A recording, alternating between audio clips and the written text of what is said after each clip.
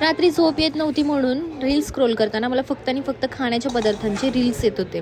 हे सगळं बघून असं काहीतरी खाण्याचे क्रेविंग्स तर होतातच. तर फ्रीजमध्ये होते चिकन. त्यानंतर मी असा विचार केला की चिकन तंदूर बनवायची आणि मी हे फर्स्ट टाइम बनवते. मी सगळं साहित्य बघितलं आहे का आणि घरामध्ये सगळं साहित्य होतं. आता तुम्हाला वाटत असेल की हिला तर फक्त रील्स बनवता येतात, पण नाही, मला सगळं येतं. पण बनवायला आवडत नाही ही वेगळी गोष्ट आहे. कंटाळा हो, दुसरं काही नाही. मला पहिलेपासून मध्यरात्री कधीही भूक लागते, मग मला जे वाटतं ना ते मी बनवून खातेच. आता चिकन तंदुरी तर फर्स्ट टाइमच बनवते, बघूयात आता कशी होते.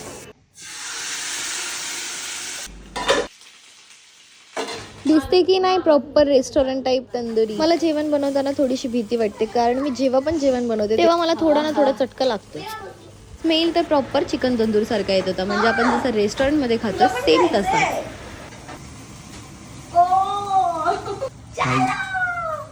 तर आपली आता फायनली चिकन तंदुरी रेडी झाली आहे.